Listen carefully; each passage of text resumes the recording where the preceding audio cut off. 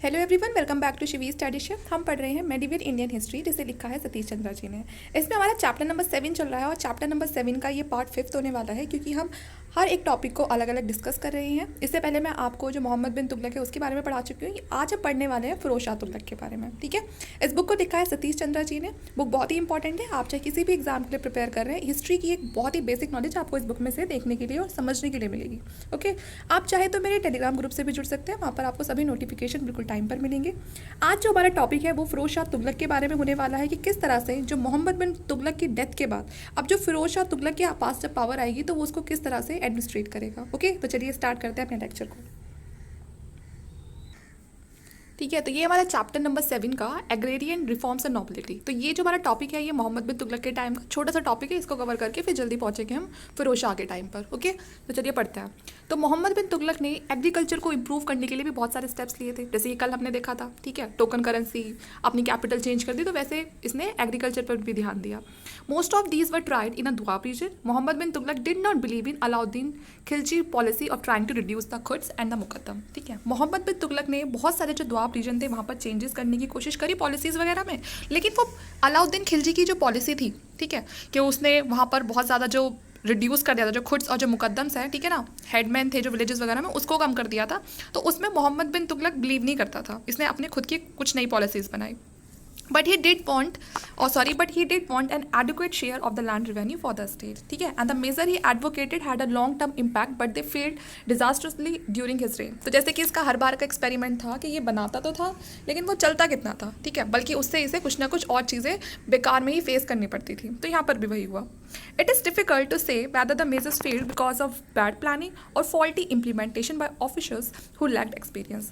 तो यहाँ पर जो इसकी जो पॉलिसी थी जो फेल हो जाती थी वो ये थी कि ये ना ऐसा इंसान था बड़ा इम्पेशेंट सा, कि बनाया जल्दी से बस इम्प्लीमेंट करके दिखा दो, है ना, ज़्यादा सोचना कुछ नहीं है। और इस चक्कर में लोगों के पास एक्सपीरियंस नहीं हुआ करता था और वो उस पॉलिसी को ढंग तरीके से, मतलब एक अच्छी तरीके से जैसे उसे फॉलो किया जाना चाहिए, ठीक है, जो उसमें सक्सेस मिलनी चाहिए वो नहीं मिल पाती थी। तो यही हमेशा इसकी सारी जो पॉलिसीज़ थी उनके साथ होता था। Right at the beginning of the Mohammed bin Tughlaq reign, there was a serious peasant rebellion in the Gangetic Doab. जो गैंगटिक दोआब में रहने वाले जो पीजेंट थे वो उसकी पॉलिसीज से इससे नाखुश हो गए थे कि उन्होंने विद्रोह छेड़ दिया था मोहम्मद बिन तुगलक के खिलाफ। यहाँ तक कि उन लोगों ने गांव भी छोड़ दिया था और मोहम्मद बिन तुगलक उनको पकड़ पकड़ के पनिश कर रहा है, ठीक है, उनको कैप्चर कर रहा है कि भाई ऐसे कैसे चले जाओगे तुम गाँव छोड़ के। Historian are the opinion that the trouble started due to over assessment and although the share of the state remained half as the time in the Alauddin. क्योंकि वहाँ पर जो एक रिवेन्यू सिस्टम था वो इतना ज़्यादा जनरेट कर दिया था, वो लोग कहाँ से देते, है ना। और अलाउद्दीन खिलजी के टाइम का तो ये किस में बिलीव करता ही नहीं था कि मुझे वैसे फॉलो करना है, ये तो अपनी पॉलिसी बनाने में बिलीव करता था। It was fixed arbitrarily not only the basis of the actual produce. ये अपनी मनमानी करके वहाँ से जो रिवेन्यू है वो जनरेट करना चाहता था, जबकि वहाँ इसने सोचा ही नहीं कि वो लोग एक्चुअल में प्रोड्यूस कितना कर रहे हैं। बट जो जितना प्रोड्यूस कर रहा है वो उसी के हिसाब से तो आपको टैक्स दे सकता है, एक्स्ट्रा कैसे दे देगा, तो ये चीज़ इसने सोची नहीं। Prices were also fix artificially for converting the produce into the money. जो प्राइसेस थे उनको फिक्स कर दिया इसने कि प्रोड्यूस को मनी में कन्वर्ट करो और दो हमें। A several famine which ravaged the area for half a dozen years made the situation verse.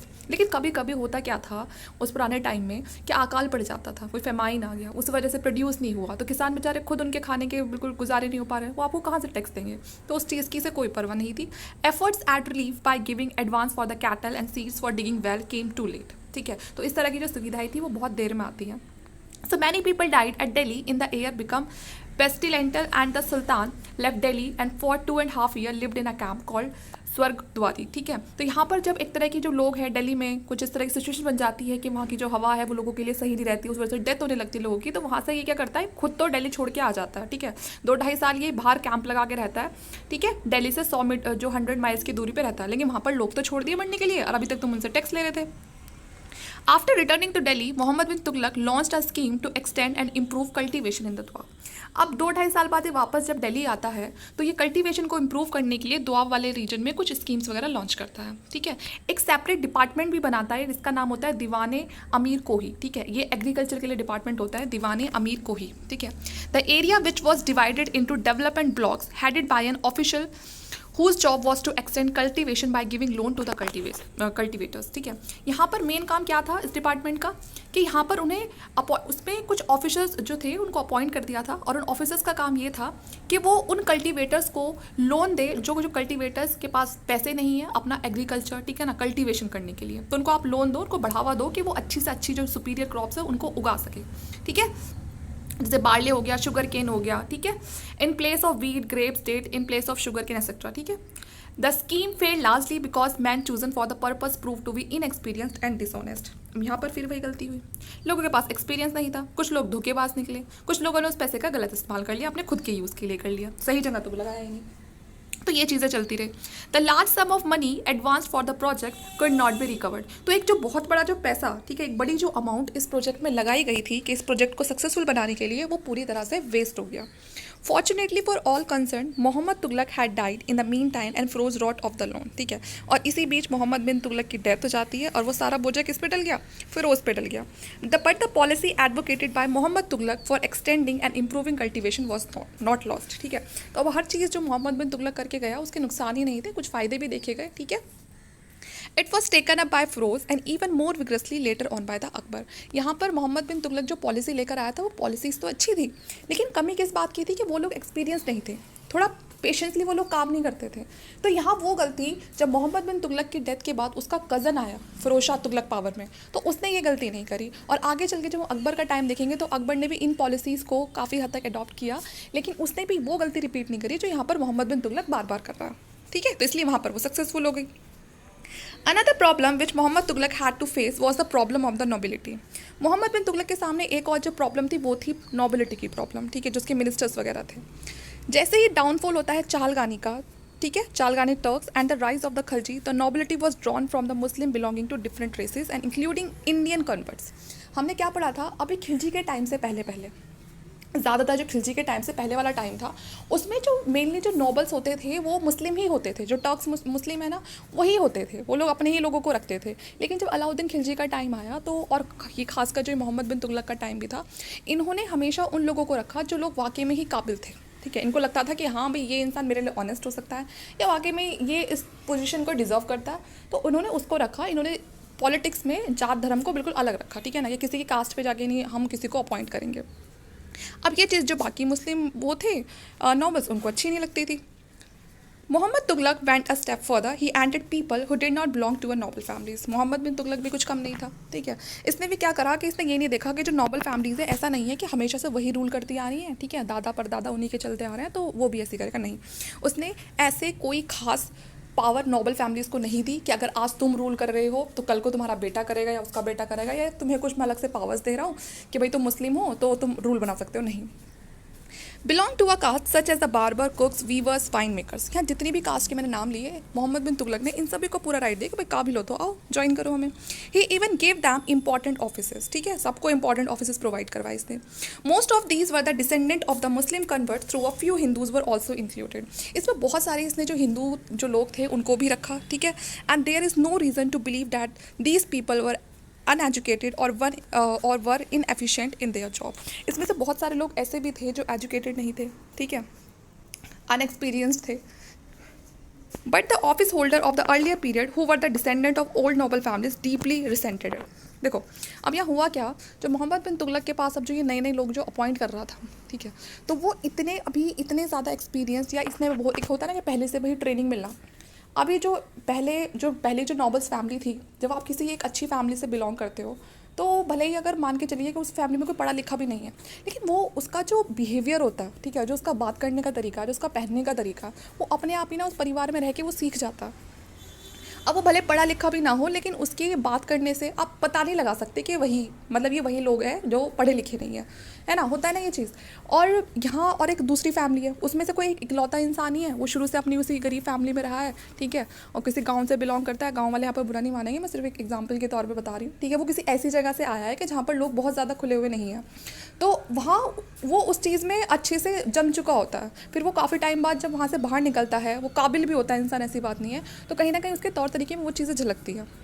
तो यहाँ पर भी यही था, जो लोग नोबल फैमिली से आते थे उनको एक्सपीरियंस होता था कि भाई यहाँ कोर्ट कचहरी में क्या चल रहा है, चीज़ों को कैसे हैंडल करना है ना।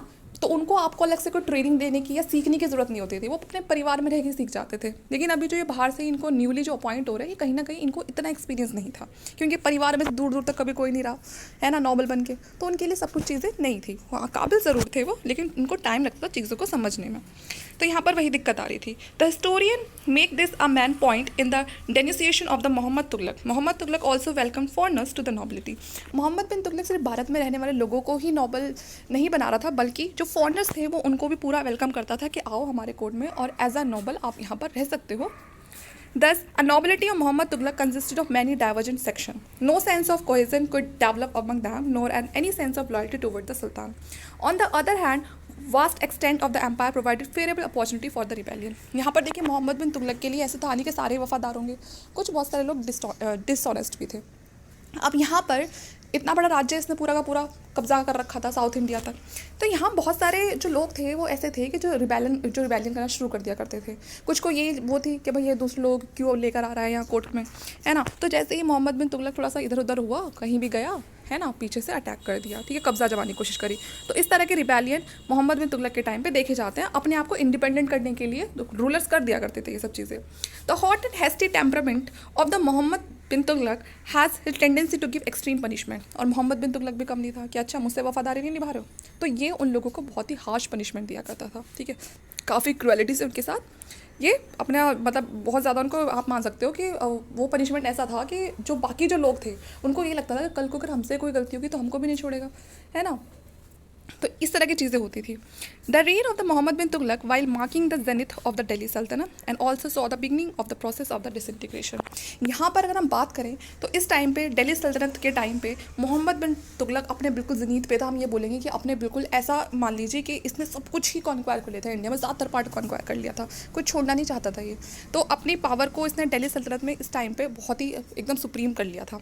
लेकिन साथ में कहीं ना कहीं जो आप देख रहे हो ये पूरी दिल्ली सल्तनत, उसका डिसइंटीग्रेशन भी इसी के टाइम से शुरू हो गया, क्योंकि अभी जो लोग थे वो उससे खुश नहीं थे, जो उसके नौबस थे वो उससे खुश नहीं थे। एक छोटा सा मौका चाहिए था और सब कुछ बिखर जाता। तो ये चीज़ें यहाँ पर चल रही थी। नेक्स्ट टॉपिक देखते हैं, decline and the disintegration of the Delhi सल्तनत। अब जो दिल्ली सल्तनत है उसका कैसे डिक्लाइन होता है, अब ख़त्म कैसे होगी वो, ठीक है। इसमें हम पढ़ेंगे फिरोज़ और उसके जो सक्सेसर है उनके बारे में, ओके। अब होता क्या है, during the later half of the Mohammad Tughlaq's reign there were repeated rebellion in different parts of the empire. जैसे ही मोहम्मद तुगलक का आधा रूलिंग पीरियड होता है, वो आधा निकल चुका होता है, बहुत सारे रिबेलियन, बहुत सारे विद्रोह देखने के लिए मिलते हैं उसके एम्पायर में अलग अलग जगह पे होते ही। भारत कोई छोटी जगह तो थी नहीं, इतनी बड़ी जगह को इसने ऑक्यूपाई करके रखा हुआ है, तो कहीं ना कहीं झगड़े तो होंगे।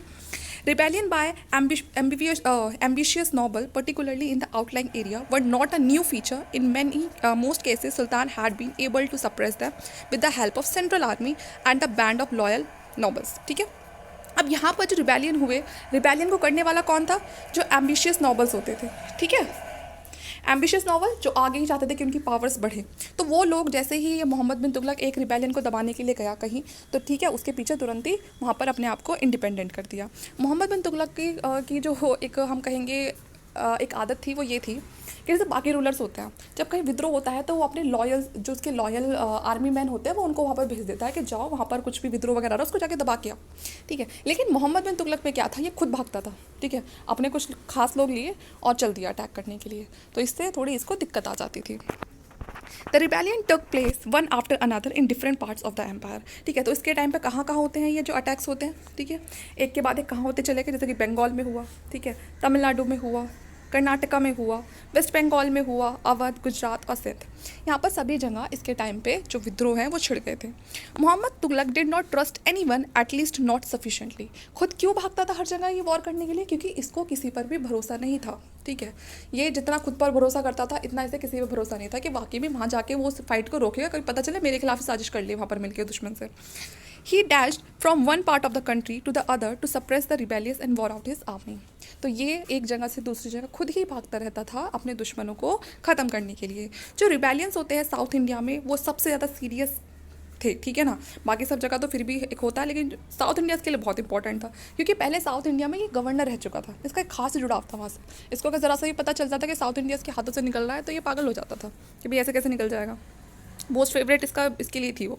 Eight first rebellion in this area were organized by the local governors. यहाँ पर जो रिबेलियन करने वाले जो लोग थे वो कोई बाहर से नहीं आ रहे थे, बल्कि यहाँ पर रहने वाले जो लोकल गवर्नर्स थे वो ही यहाँ पर रिबेलियन करते थे, ये सोच के कि हम अपने आप को इंडिपेंडेंट कर लेंगे।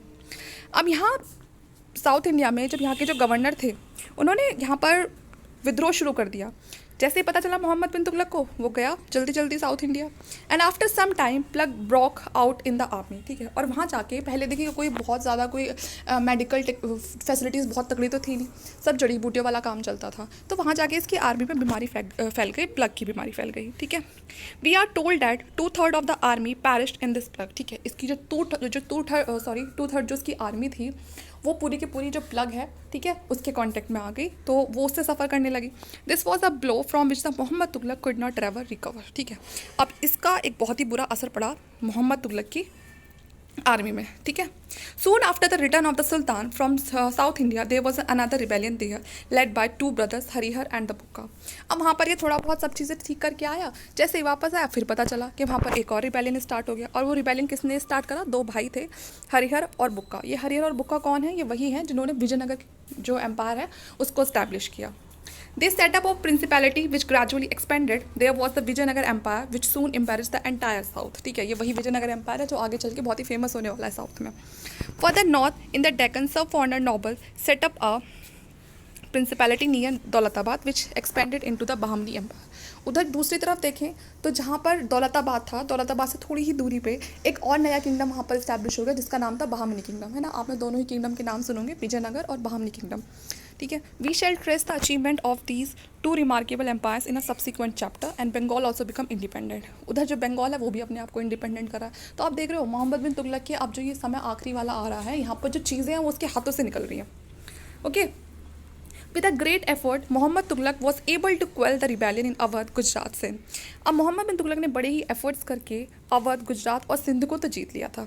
While still in Sindh Mohammad Tughlaq died, लेकिन सिंध के उसको विद्रोह को दबाते दबाते ही उसी बीच जो मोहम्मद तुगलक है उसकी हो गई डेथ, ठीक है। और अब उसके बाद पावर में आता है उसका खुद का जो कज़न था फिरोज शाह तुगलक, ठीक है। अब पावर किसके हाथ में आएगी? फिरोज शाह तुगलक के हाथ में आएगी। मोहम्मद तुगलक की जो पॉलिसी थी has created deep discontent among the nobles as well in the army. तो ये बहुत सारी पॉलिसी लेकर आया मोहम्मद बिन तुगलक, और उसकी इन पॉलिसी से जो नॉबल्स थे, जो उसके आर्मी मैन थे, वो खुश नहीं थे, बड़े परेशान हो गए सबके सब। He had also clashed with the Muslim theologian and the Sufi Sant who were very influential. यहाँ तक कि जो उसके टाइम पे जो सूफी संत थे, थियोलॉजियंस थे, वो भी मोहम्मद बिन तुगलक से खुश नहीं थे, क्योंकि मुस्लिम सूफी संत क्या चाहते थे कि पॉलिटिक्स में उनकी जगह, और मोहम्मद बिन तुगलक और अलाउद्दीन खिलजी ऐसे दोनों लोग थे कि जिन्होंने पॉलिटिक्स से हमेशा जो थियोलॉजियंस है ना, जो मुस्लिम काजी वगैरह होते हैं, इनको हमेशा दूर रखा कि ठीक है आपका काम है पढ़ाई लिखाई वाला है, लोगों को एजुकेट करना और धर्म के बारे में बताना, बाकी ये सब हमारा है ना, जो कोर्ट कचहरी का काम है वो हमारा है। तो ये मुस्लिम ना इसलिए थोड़ा ना इन लोगों से नाराज़ रहते थे, तो मोहम्मद बिन तुगलक के संबंध इनसे भी अच्छे नहीं थे। But the unpopularity of Muhammad Tughlaq should not be exaggerated. Even when he was away from the capital for a long period, the administration in Delhi, Punjab and other part of the empire in North India continued to function normally. लेकिन ऐसा नहीं था कि मोहम्मद बिन तुगलक के हर किसी से ही संबंध बहुत ख़राब थे, क्योंकि हमने देखा कि जब मोहम्मद बिन तुगलक हर जगह वॉर करने खुद ही तो जाता था, लेकिन उसके बाद भी, उसके जाने के बाद भी जो दिल्ली था, सबको पता है कि दिल्ली अपने आप में कितनी बड़ी पावर थी। तो जब वो बाहर गए रिबेलियन करने जाता था तो उसके पीछे जो लोग थे, ठीक है, वो वहाँ पर दिल्ली को बहुत ही अच्छे से चलाते थे।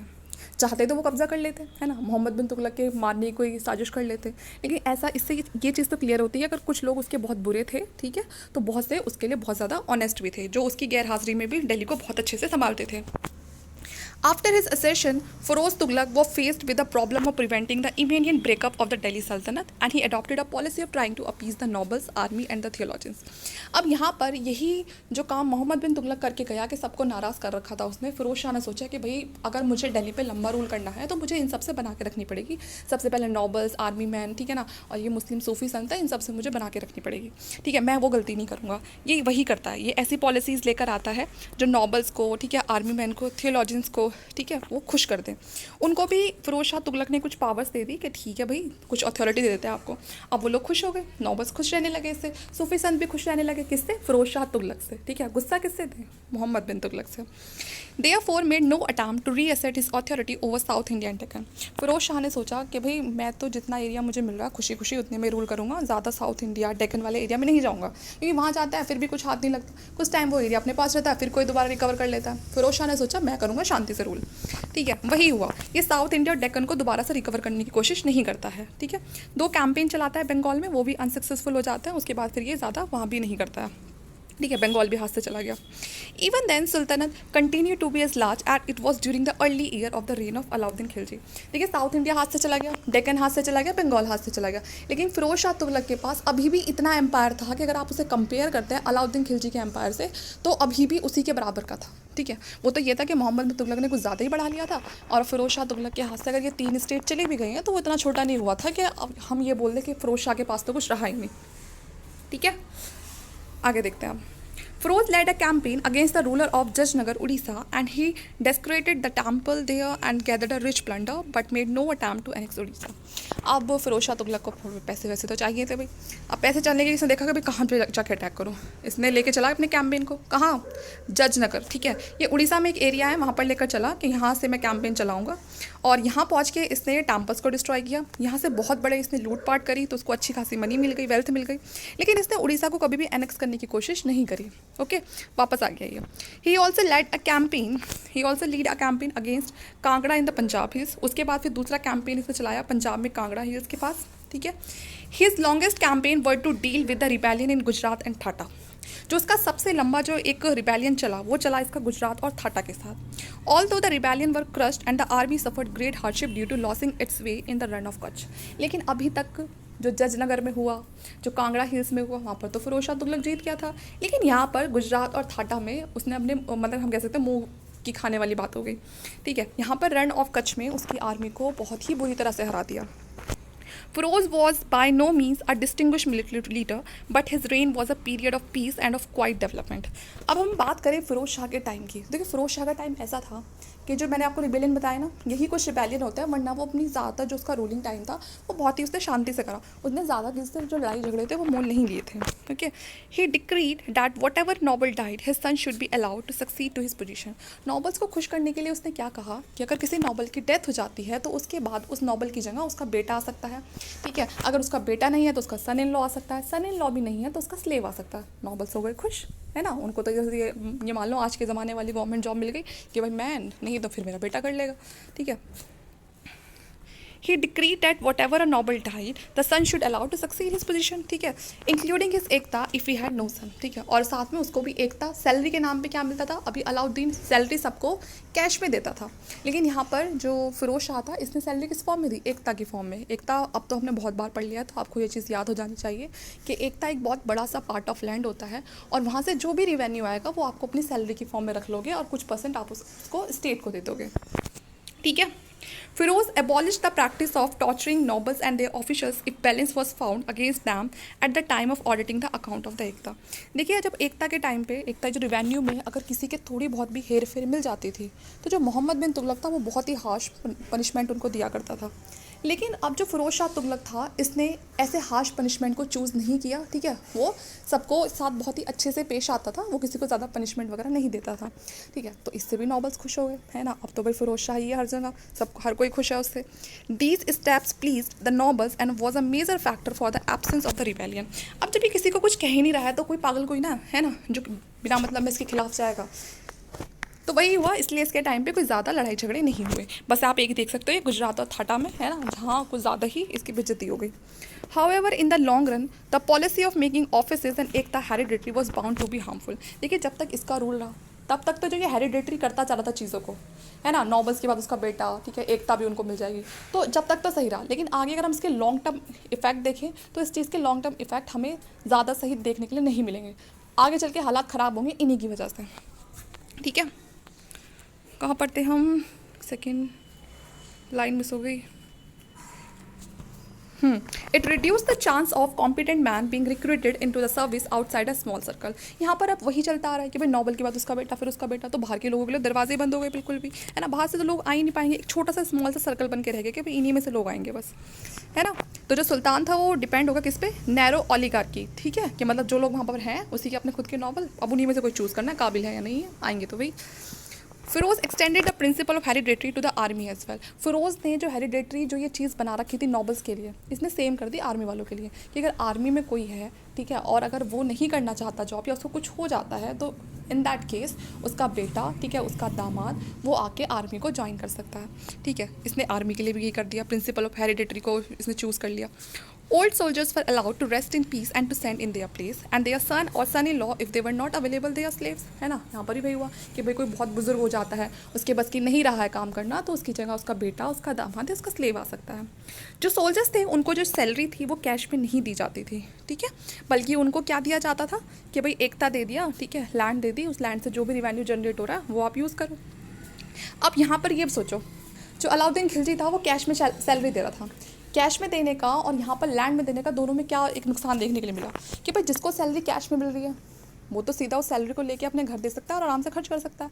लेकिन अगर जिसको उसने ये बोल दिया सोल्जर्स को कि तुम्हारी सैलरी मिलेगी उस लैंड से जो रिवेन्यू जनरेट होगा, ठीक है, उस गांव में तुम्हारे लिए ज़मीन है तुम्हारे नाम से और वहाँ से जो भी रिवेन्यू जनरेट होगा वो तुम्हारी सैलरी। तो अब वो सोल्जर है, उसका ध्यान आर्मी में रहेगा काम करने के लिए, या फिर वो ये सोचेगा अरे तो गाँव भी जाना है मुझे, वहाँ से रिवेन्यू जनरेट करना है ना, पता नहीं वो लोग देंगे भी नहीं देंगे, कैसे देंगे। तो यहाँ उसका ध्यान कहाँ से हट गया, आर्मी से हट गया। तो काम बढ़ गया उसके लिए, तो आर्मी में भी अपने आप को रिप्रेजेंट करना है और फिर जाके अपनी सैलरी भी वहाँ से लेनी है ना, रिवेन्यू के तौर पे। तो यहाँ अब दोनों चीज़ में फ़र्क समझ गए होंगे कि एक ये नुकसान आया। This mean that a soldier either had to go to the village और टू कलेक्ट हिज सैलरी और absent himself from the service. अब वो सोल्जर एक ही काम कर सकता था, या तो गाँव में जाके अपनी सैलरी को कलेक्ट करे, ठीक है, या फिर खुद को मतलब खुद को जो सर्विस देनी है अपने स्टेट के लिए, अपने किंग के लिए, उस सर्विस को दे। तो वो तो बट गया उसका काम, तो दिमाग बट गया उसका। और to give the assessment to the middle man who would give him a half or the 1/3 of its value. अब यहाँ पर आर्मी में रहना ज़रूरी था, है ना, आर्मी में रहोगे भाई तभी तो वहाँ से जाकर रिवेन्यू मिलेगा। पता चलेगा वहीं सारा रिवेन्यू कलेक्ट करने लग गए और ये बात किंग को पता चल गई कि ये सर्विस तो प्रोवाइड कर ही नहीं रहा, तो वो तो जाएगी फिर हाथ से, दोनों चीज़ें जाएंगी हाथ से। तो यहाँ पर आर्मी वालों ने क्या करा, बीच में एक मिडिल मैन को रख लिया और उससे कहा कि ठीक है तुम्हें भी कुछ % हम दे देंगे, लेकिन जाके वहाँ हमारी जो सैलरी है ना, वो तुम विलेज में जाके वो कलेक्ट कर लो। अब उससे क्या हो गया, एक मीडिएटर बन गया, अब उसको भी चाहिए कमीशन उसका। नुकसान किसका हो रहा है, वो जो आर्मी में जो लोग काम कर रहे हैं नुकसान उनका हो रहा है, उनकी सैलरी का कुछ % तो बिना मतलब में जा रहा है ना, जो नहीं जाना चाहिए। तो सोल्जर्स को इस चीज़ से कोई बेनिफिट नहीं मिला, ठीक है, और लंबे समय तक तो फिर लोग जो सोल्जर्स थे वो उस चीज़ से परेशान हो गए। Entire military administration become lax, soldiers were allowed to pass useless horses at the muster by bribing the clerks. देखिए यहाँ पर जैसे कि आजकल होता है ना, अटेंडेंस तो अब भी होती है, ऐसी पहले होती थी कि जो भी कोई आर्मी में जाते थे तो उनकी एक जो रजिस्टर है उसको मेंटेन किया जाता था और हर किसी का उसका नाम, उसके पास कितने घोड़े हैं वो सब लिखा जाता था। यहाँ पर अब बीच में क्या होने लग गई, वो होता ना हर जगह ये करप्शन तो स्टार्ट हो ही जाता है, तो यहाँ पर भी वही चीज़ें स्टार्ट हो गई। जहाँ जो लोग वो थे बुज़ुर्ग से थे, ठीक है, उन्हें लगता था वो खुद से काम नहीं कर पा रहे हैं, तो उन्होंने क्या करा, थोड़े बहुत पैसे वैसे ले दे के जो ऑफिसर्स होते थे रजिस्टर मेंटेन करते थे उनसे बोला कि भाई हमारी जगह हमारे बेटे का नाम लिख दो, ये कर लेगा, ठीक है, वो चल गया, चलो एक जो बुजुर्ग इंसान था वो निकल गया, उसका चलो बेटा चला गया।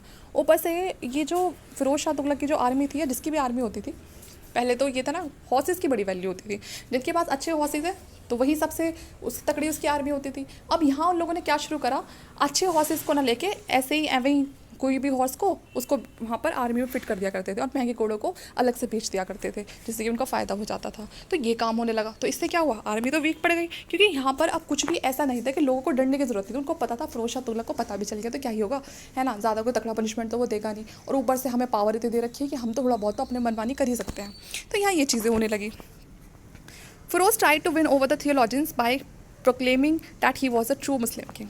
अब फिरोज शाह तुगलक को तो सबका भला करना था, वो भला बनना था, क्योंकि फिरोज तो मुझे लगता है वो गद्दी पे बैठा ही इसलिए था कि भैया मुझे तो आराम से ऐश करके जानी है, ठीक है, मुझे कोई फालतू में वो नहीं बन के जाना, कोई महान। और सही है, अक्लमंद इंसान लग रहा है यहाँ पर इस मामले में। तो फिरोज तुगलक ने क्या सोचा कि अब ये जो मुस्लिम्स हैं, ठीक है, थियोलॉजियंस वगैरह, मैं इनका भी ट्रस्ट जीत लेता हूँ, ठीक है, क्योंकि जो ये मुस्लिम जो थियोलॉजियंस है ये भी ज़्यादा टांग से अड़ाते हैं, मोहम्मद बिन तुगलक के टाइम पे बहुत टांग अड़ाई, बहुत परेशान करा, मैं इनका ट्रस्ट जीत लेता हूँ, ठीक है। And that the state under him was a truly Islamic state. जो मुस्लिम काजी थे वो हमेशा से यही चाहते थे कि जो उनका स्टेट है वो एक इस्लामिक स्टेट बनकर रहे, जो रूल है शरिया का, जो रूल है, जो मुस्लिम्स के अपने रूल्स रेगुलेशन होते हैं उनके हिसाब से चले। तो यहाँ फिरोज शाह तुगलक पूरा बोलता है ठीक है भाई वैसे चलेगा, ठीक है। Actually right from the time of Iltutmish accession to the throne there was a tussle between the orthodox theologians and the sultan regarding the nature of the state and the policy to be adopted by the state toward the non-muslim। अगर हम इल्तुतमिश के time से देखते हैं, जो slave dynasty में जो ruler आया था इल्तुतमिश, उससे लेकर अब तक देखते हैं, तो यहाँ पर किसी भी जो रूलर थे, सुल्तान आए, उन्होंने ज़्यादा जो मुस्लिम थियोलॉजियंस थे उनको ज़्यादा इंटरफेयर नहीं करने दिया किसी भी स्टेट के मामले में। हाँ वो उनके सुनते थे, ठीक है, लेकिन वो किसी ऐसे मुद्दे पे सुनते थे जहाँ पर उन्हें जो मुस्लिम रूल्स वगैरह उनकी ज़रूरत पड़ती थी, है ना, धर्म की ज़रूरत पड़ती थी। बाकी वो ज़्यादातर जो स्टेट के अपने खुद के मामले होते थे वो जो सुल्तान है वो खुद ही उनको हैंडल करना ज़्यादा सही समझता था।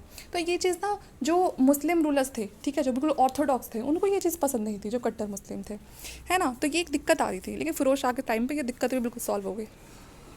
As been stated earlier, from the time of the Iltutmish, especially under Alauddin and Muhammad bin Tughlaq, Turkish ruler did not allow the theologians to dictate the policy of the state।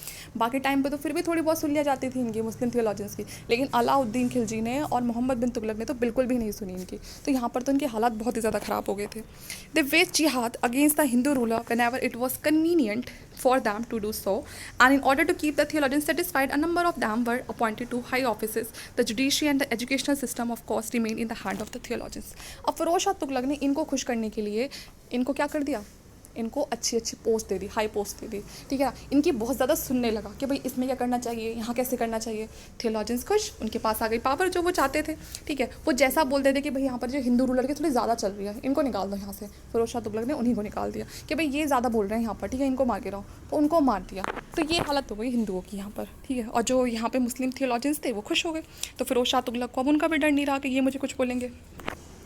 Despite outer trapping and appearance, Feroz followed the policy of his predecessor, and in essential, there was no reason to believe that allowed the theologians to dictate the state policy, but he gave a number of important concessions to a theologians. He tried to ban practice which the orthodox theologians considered un-Islamic, and he prohibited the practice of Muslim women going out to worship at the graves of saints. यहाँ पर बहुत सारी चीज़ें और भी बेकार हुई और वो हो गई मुस्लिम वुमेंस के लिए बेकार। पहले जो मुस्लिम वुमेंस थी उनको परमिशन थी कि वो जो इस्लामिक कोई प्लेस है वहाँ पर जा सकती है, जैसे मजहर वगैरह होता है ना उनका कोई, ठीक है, तो वहाँ पर वो जा सकती है।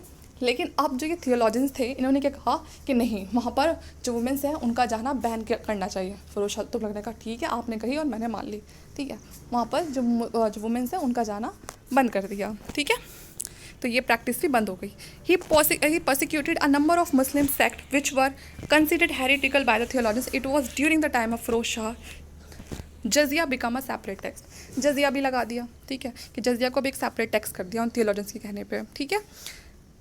Feroz refused to exempt the Brahman from the payment of the jizya since this was not provided for in the Sharia। यहाँ तक कि जो ब्राह्मण्स थे उन पर भी जजिया लगा दिया कि भाई शरिया में तो ऐसा कहीं नहीं लिखा हुआ कि ब्राह्मण से टैक्स नहीं लिया जाएगा। अभी तक तो ब्राह्मण बड़े मजे में थे, सब पे टैक्स लगता था, लेकिन ब्राह्मण को अलग रखा जाता था, उन पे नहीं लगेगा जजिया।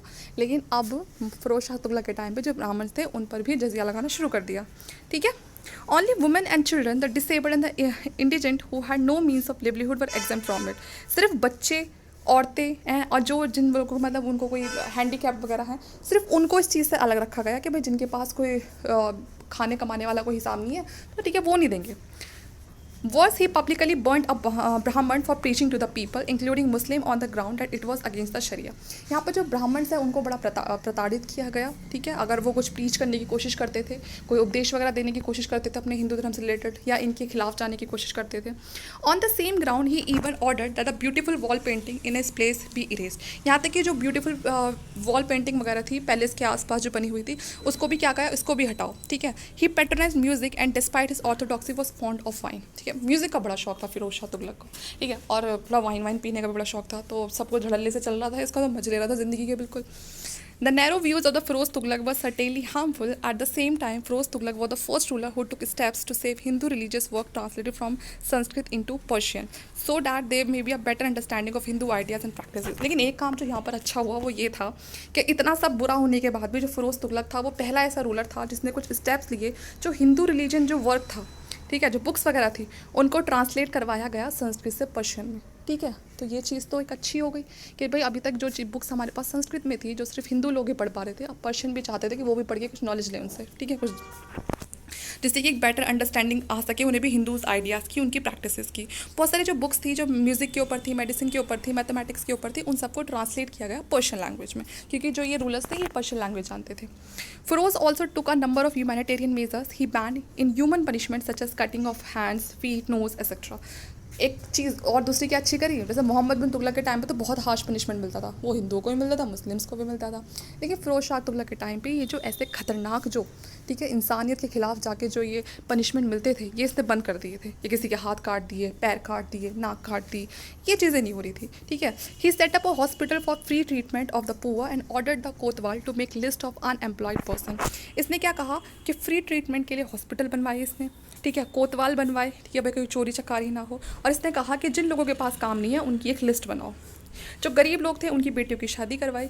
It is likely that measures were basically designed to help Muslims of good families which was fallen into the bad family. कहीं ना कहीं ये चीज़ें इसलिए बनवाई जा रही थी कि ये चाहता था कि जो मुस्लिम्स, जो पुअर फैमिली है, मुस्लिम्स में जो पुअर फैमिली हैं जो गुजारा नहीं कर पा रही है अपना, उनकी जो बेटियाँ वगैरह हैं उनकी शादी कर सके, ठीक है। तो ये ज़्यादा इसलिए बनवाई गई।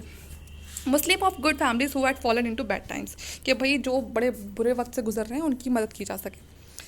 This again show the limited nature of the state in India during the medieval time. However, Feroz did emphasize that the state was not meant merely for awarding punishment and collecting tax, but also benevolent institution as well. ठीक है, इसके time पे ये चीज़ देखने के लिए मिली कि जो स्टेट है वो सिर्फ पनिशमेंट देखने के लिए नहीं है, ठीक है, ये अपने एम्पायर को एक्सटेंड करने के लिए नहीं है, बल्कि वो ऐसे अच्छे काम करने के लिए भी है, इन सब चीज़ों को देखने के लिए भी है, ठीक है। Firoz was keenly interested in the economic improvement of the country. जो फ़िरोज़ था वो बहुत ही एक उत्साह था उसके अंदर इकोनॉमिक इम्प्रूवमेंट के लिए, कि जो देश की जो इकोनॉमिक है उसको, मतलब इकोनॉमिक जो स्थिति है वो उसको क्या कर सके, उसको बेटर कर सके। He set up a last department of public work. इसमें बहुत सारे जो डिपार्टमेंट है, बिल्डिंग प्रोग्राम है, वो स्टार्ट करे इसको सुधारने के लिए, ठीक है। बहुत सारे जो कैनाल्स वगैरह थे वो बनवाए, क्योंकि कैनाल्स बनवाएगा तभी तो एग्रीकल्चर अच्छा होगा, एग्रीकल्चर अच्छा होगा तो अपने आप की जो इकोनॉमी है वो अच्छी हो जाएगी, ठीक है। फ़िरोज़ रिपेयर्ड, हाँ अभी तो बता दिया मैंने, जो लॉन्गेस्ट कैनाल थी इसके टाइम की वो 200 किलोमीटर की थी, ठीक है, जो रिवर सतलज से लेके हांसी तक थी, ओके, और यमुना तक जा रही थी। और भी बहुत सारी कैनाल थी जिन्हें इरीगेशन पर्पज़ के लिए इसने बनाया, जिसमें जो वाटर वगैरह है वो टाउन्स तक भी जाते थे जहाँ पर पानी की कमी थी। These town Hisar, Firoz Shah, Hisar in Haryana, Firoz in modern Uttar Pradesh exist even today. ये जितने भी जो जगहें हैं और यहाँ पर जो बनवाए गए जो कैनाल्स थे, मतलब ये बता रखा है कि ये टाउन्स आज भी क्या है, एग्जिस्ट करते हैं, ठीक है, ये आज भी हैं, ठीक है। और भी इसने कुछ स्टेप्स लिए, उनको हम इस पार्ट में ना कवर करके हमारे नेक्स्ट पार्ट में कवर करेंगे, वरना लेक्चर बहुत लंबा हो जाएगा, आधे घंटे से ऊपर का हो गया, ठीक है। बाकी हम हमारे नेक्स्ट पार्ट में देखेंगे कि और इसने क्या स्टेप्स लिए फिरोज शाह तुगलक ने। इस लेक्चर के लिए इतना ही। प्लीज़ अगर आपको लेक्चर ज़रा सा भी पसंद आया तो प्लीज़ लाइक करना, शेयर करना और चैनल को सब्सक्राइब कर लेना। Thank you.